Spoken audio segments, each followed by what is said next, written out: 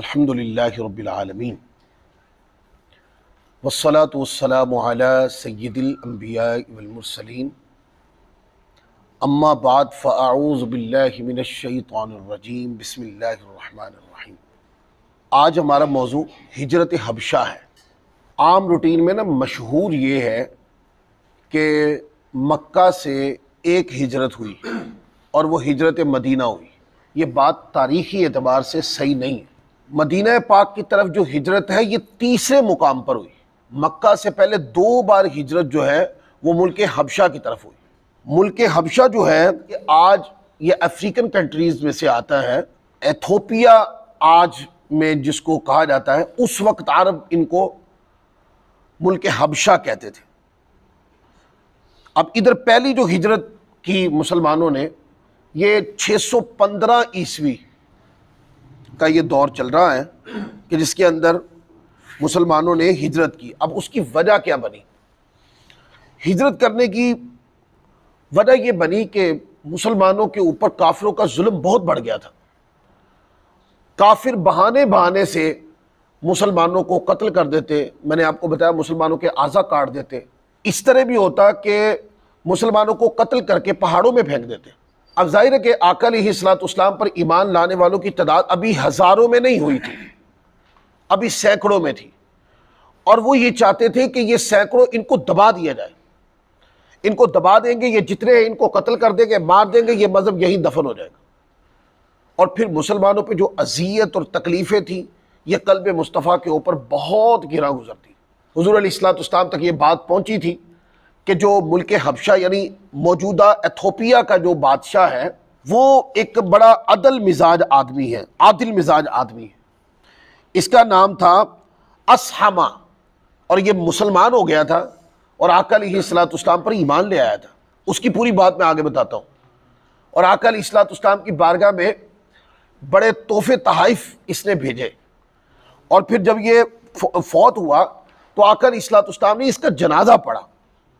इसके ऊपर रिवायत है, हज़रत अब्दुल्ला बिन अब्बास रज़ियल्लाहु ताला अन्हुमा रिवायत करते हैं, फरमाते हैं कि हज़रत नज्जाशी, क्योंकि हबशा का जो भी बादशाह होता है उसको नज्जाशी कहा जाता है।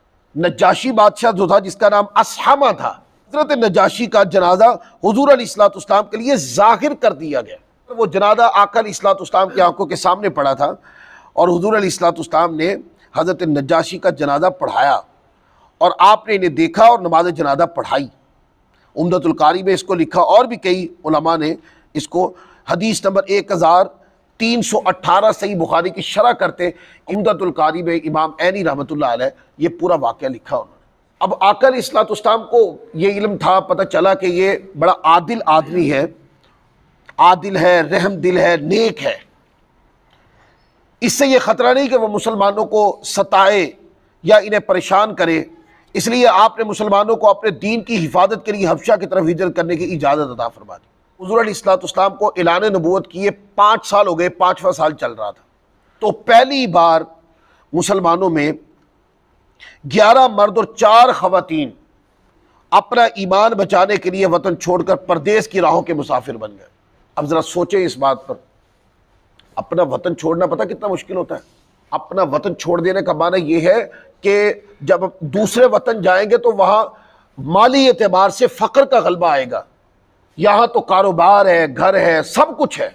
फना फिर रसूल थे खुदा की कसम साहबा, कि ना देखा कारोबार, ना घर बार, ना ख़ानदान। हुज़ूर ने फरमाया हिजरत कर जाओ। समंदर पार मुल्क हबशा के अंदर 11 मर्द और 4 ख़वातीन वो हिजरत कर गए। इसी तरीके से कुछ हालात साजगार हुए और मुसलमानों को लगता है कि मुसलमानों पर काफिरों के मज़ारिब कम हो गए। तो जो मुल्क हबशा की तरफ हिजरत कर गए थे मुसलमान, वो वापस आए। लेकिन जब वापस आए तो काफिरों ने मौका ताड़कर मुसलमानों को फिर ज़दोकोब किया और मुसलमानों को मारा और मुसलमानों के ऊपर तकलीफें ढाई। फिर दूसरी बार आका अलैहिस्सलाम के हुक्म के ऊपर फिर दोबारा हिजरत हबशा की तरफ दोबारा हुई। और अब की बात 83 मर्द थे और 18 ख़वातीन थी जिन्होंने मुल्क हबशा की तरफ हिजरत की थी। और इसके अंदर हिजरत करने वालों में हज़रत उस्मान गनी रज़ी अल्लाह ताला अन्हु भी थे, और आका अलैहिस्सलाम की जो बेटी थी हज़रत सैयदा रुक़ैया, जिनके साथ हज़रत उस्मान गनी रज़ी अल्लाह ताला अन्हु का निकाह हो गया था, तो वो वहाँ दोनों मियाँ बीवी ने हिजरत की। और आपका बेटा जो अब्दुल्ला बिन उस्मान है, उसकी विलादत मुल्क हबशा में हुई। इसकी थोड़ी तफसील पढ़ देता हूँ आपके सामने। उलमा ने इसकी फहरिस्त लिखी है कि वहाँ चूँकि एक लंबा स्टे हुआ ना, वहाँ से फिर वो जो मुसलमान हबशा चले गए थे, यहाँ से काफ़ी लंबे अरसे के बाद यहाँ से मदीना की तरफ हिजरत हुई, तो फिर वो लोग वहाँ सीधा मदीना में गए। कुछ आका अलैहिस्सलाम की बारगाह में वापस आए, लेकिन अक्सर उन्होंने फिर हबशा से मदीना हिजरत की। उसमें हज़रत उस्मान गनी भी थे रज़ी अल्लाह ताला अन्हु।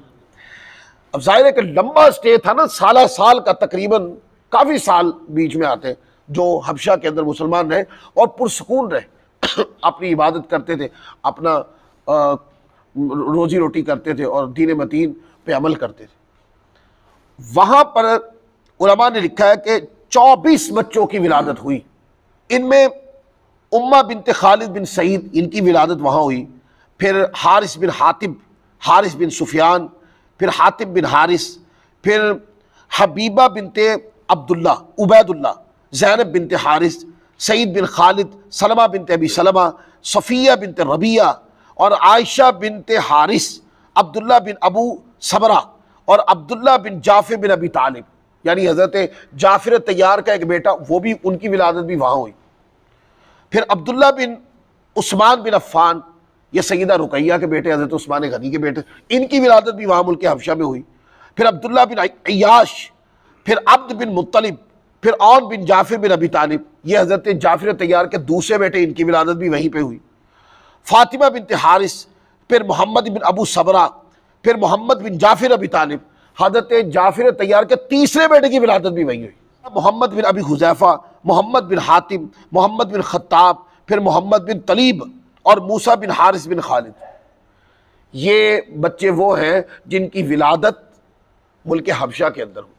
मुल्क हबशा मुसलमान चले गए तो काफिरों ने ना जनाब अम्र बिन आस को सफ़ीर मुकर्रर करके ना वहाँ भेजा। अभी ईमान नहीं लाए थे। ये अम्र बिन आस जो है, ये बाद में मुसलमान हो गए थे और इनकी जंगी बड़ी खिदमात है। हज़रत अम्र बिन आस बाद में ईमान ले आए। सुलह हुदैबिया के बाद ये इस डर से हबशा चले गए कि कहीं इस्लाम ना कबूल करना पड़े। वहाँ ये ताबी बुजुर्ग हज़रत असहमा नजाशी बादशाह के हाथ पर ईमान लाए। इनको हबशा नजाशी ने मुसलमान किया था, जहाँ पर ये सफ़ीर बन के गए और बाद में सहाबियत के मर्तबे पे फायद हुए। जब कलिमा पढ़ा दिया, हबशी बादशाह जो था असहमा, हज़रत नजाशी ने कलिमा पढ़ा दिया, तो फिर कहा जाओ अब जाके कदमैन मुस्तफ़ा में जाकर हुजूर की गुलामी भी इख्तियार करो, सहाबी के दर्जे में भी पहुँचे। तो कहते हैं आप बड़े ज़कीन बेहतरीन सिपा सलार थे, फ़ाते मिस्र होने का एजाज़ आपको हासिल है। सन 43 हिजरी में ईद उल फित्र की रात को तकरीबन 100 साल की उम्र में इस दुनिया फ़ानी से कूच कर गए। तो ये बाद में देखे ना, कितने नाम थे, पहले इस्लाम में नहीं थे, लेकिन जब इस्लाम में आए तो बहुत बड़ा नाम बना फिर। जैसे हज़रत उस्मान गनी है, हज़रत फ़ारूक आज़म है, हज़रत सिद्दीक़ अकबर है, और जो जो कलिमा पढ़ते गए बाद में आपको फिर उनके बड़े बड़े कारनामे नज़र आए। उनमें हज़रत अम्र बिन आस भी थे। पर जब ईमान नहीं लाए थे तो मक्का वालों को पता चला कि मुसलमान वहाँ तो बड़े सुकून में हैं और खा पी रहे हैं, अपने दीन पे अमल कर रहे हैं। तो वहाँ पर उनको लगा कि कहीं ऐसा ना हो कि मुसलमान वहाँ पर एक गिरोह बन जाए और बाद में हम पर हमला करें। लिहाजा अम्र बिन आस, जनाब अम्र बिन आस को भेजा कि आप जाएं और वहाँ उनको बागी गुलाम कहकर छुड़वा के लेके आए, ताकि उनको यहाँ पर मुसलमानों को अजियत दी जाए और कत्ल कर दिया जाए, ताकि ये सिवाय हस्ती से मिट जाए।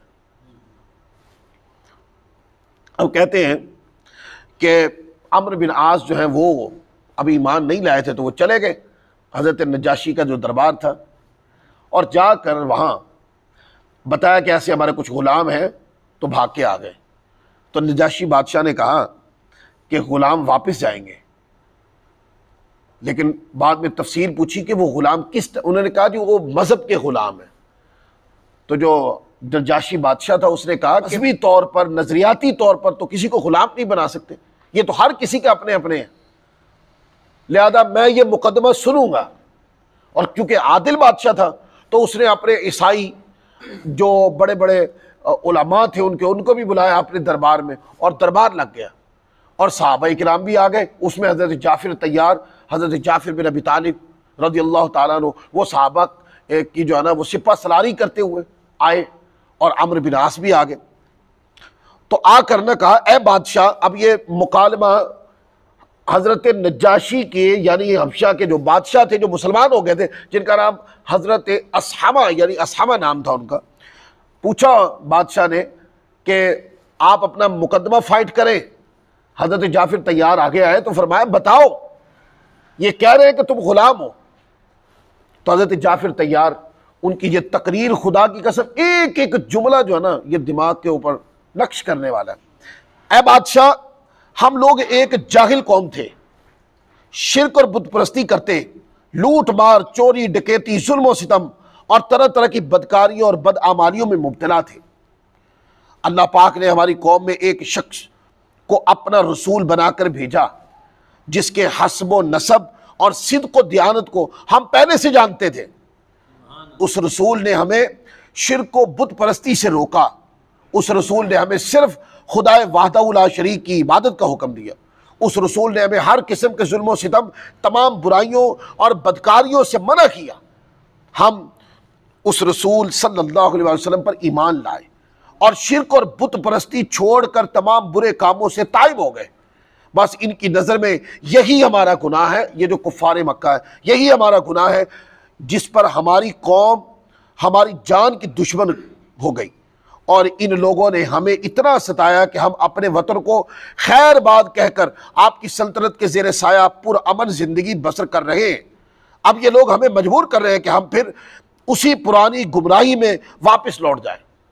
अल मगाजी के अंदर मूसा बिन उकबा ने पूरी अपनी मगाजी के अंदर ये लिखी है। हज़रत जाफिर की इस तकरीर से बादशाह उनके ऊपर बड़ा गहरा असर हुआ। उन्होंने कहा, ये तो वही बातें करते हैं जो हमारे दीन की बातें हैं, ये तो वो तालीम की बात करते हैं जो हज़रत ईसा अलैहिस्सलाम की तालीम है, ये तो उस तरह की बातें करते हैं जिस तरह के अस्बाक और मफाहीम जो है हमारी किताबों में है। तो नजरियाती तौर पर ज्यादा फर्क नहीं था। तो अम्र बिन आस ने सूरत हाल अपने खिलाफ जाते देखी तो तरक्कश का आखिरी तीर भी फेंक दिया और कहने लगा, ये मुसलमान आपके नबी हज़रत ईसा अलैहिस्सलाम के बारे में अजीब अकीदा रखते हैं। बादशाह ने हज़रत जाफिर से रज़ियल्लाहु ताला अन्हु इस बारे में पूछा कि आप हज़रत ईसा अलैहिस्सलाम के बारे में क्या कहते हैं। तो इस मुकाम पर मैं पढ़ता हूँ आगे, वो 16वें सिपारे में आता है, वज़कुर फिल किताब मरियम इज़िल तबदत मिन अहलिहा मकान शर्क़िय्या फत्तख़ज़त मिन दूनिहिम हिजाबा फ़अरसलना इलैहा रूहना फ़तमस्सल लहा बशरन। आपने ये पूरा रुकू पढ़ के सुनाया और कहते हैं कि जब आप ये रुकू पढ़ के सुना रहे थे तो बादशाह और वो जो उलमा थे, ईसाई उलमा, उनकी आंखों से आंसू टपकने लग गए।